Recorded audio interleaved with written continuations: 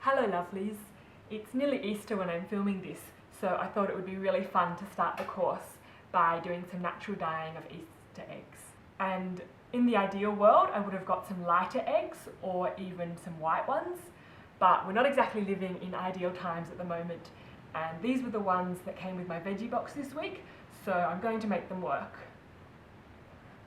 And I've got a few food scraps that I'm going to dye the outside of them with. So I've got some onion skins and some beetroot peel, and I love using these because obviously they're food safe ingredients, which means that you can still eat the eggs once they're dyed. And I'll put a list of a few other food safe natural dyes in the class notes. So you could just make a dye bath with these ingredients and put the eggs in and cook them to get a solid colour, or even wrap the onion skins around the egg and tie it and then cook it to get a kind of marbled pattern. And those are both really beautiful, simple ways to get some coloured eggs. But I want to do something a little more exciting today, which is to use some leaves and some flowers to create resist prints on the eggs. So again, I've got food safe ingredients so that I'll be able to eat the eggs after. I've got a cosmos flower, parsley leaf, some rocket flowers and a sprig of thyme. And I'm going to put each of these on an egg and then use a little piece from these old stockings to hold it in place.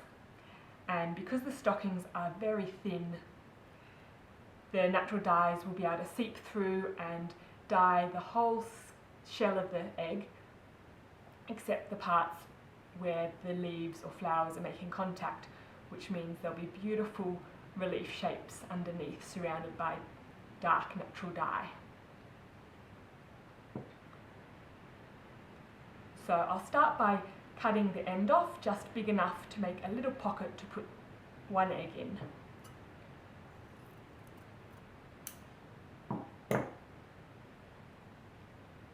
And I might start with the cosmos flower. I'm going to take the stem off. Might flatten the middle of the flower a bit because it's quite thick and hard to press flat.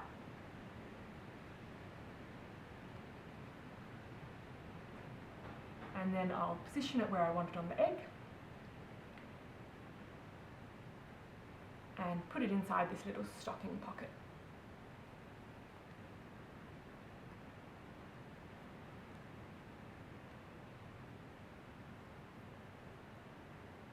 Take a little bit of time to make sure none of it has crinkled up and that it's exactly where you want it to be.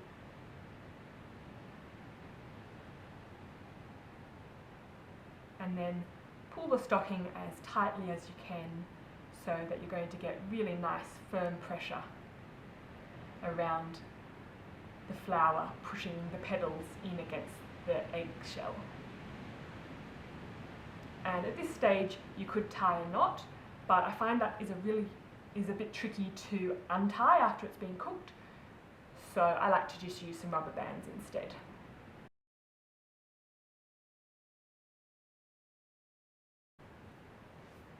And that's it, this is now ready for a dye bath. So I'll do the same thing with these 3 remaining eggs and then we'll cook them in some natural dyes.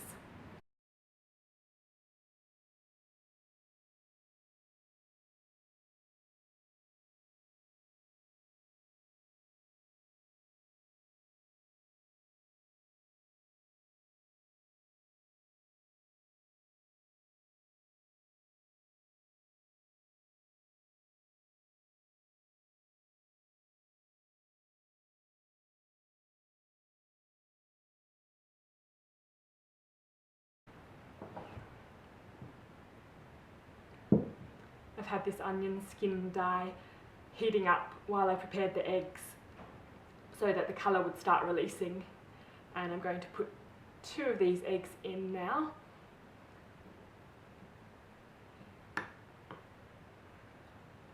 Might need to just top up the water slightly so that it's covering to the very top of the egg, or that part will end up paler.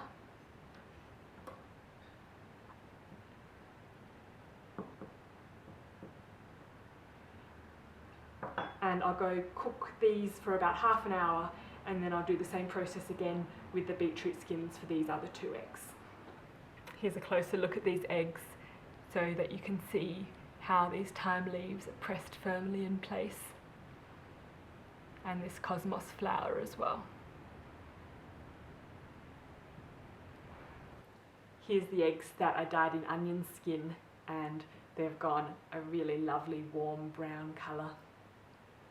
And here's my pot of beetroot dye, which I ended up adding a bit of white vinegar to help the colour come out. And look at these incredible pinks. So let's unwrap these little egg bundles and see what happened.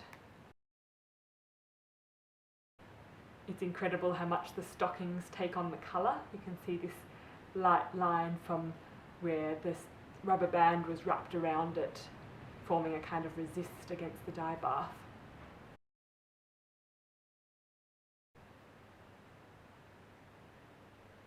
And look at that clear print left behind. Beautiful relief print where the rocket flowers and stems were blocking the eggshell from picking up the dye bath.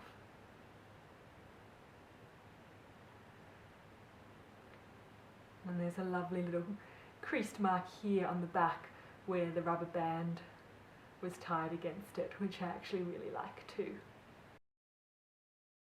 Here's our other onion skin bundle, and this one had the parsley leaves on it.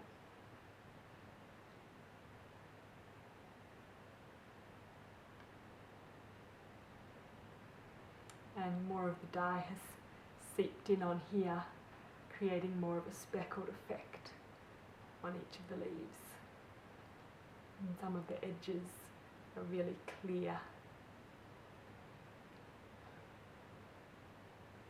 And I'm noticing there's some darker patches of dye in some spots, I think from where the onion skins were touching the egg, because I just left them in the dye bath rather than making a strong dye bath first, straining the onion skins out and then putting the eggs in, because I like just keeping things simple. But if you do want to avoid these patches of dark colour, that is something you can do. So let's see how these beetroot ones have turned out. This was the cosmos flower.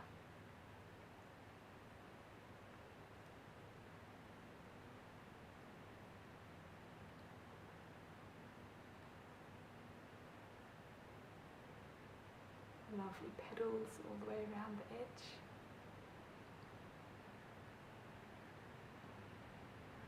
And I think if I had white or lighter eggs, I would have got a bit more of a bright pink result.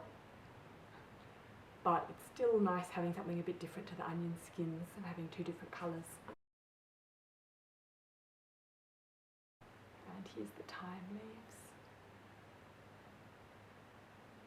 That's really sweet.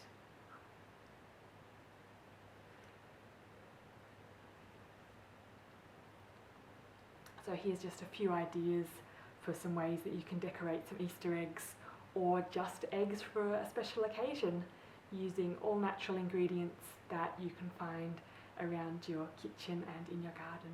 Have fun with it, and I can't wait to see your results.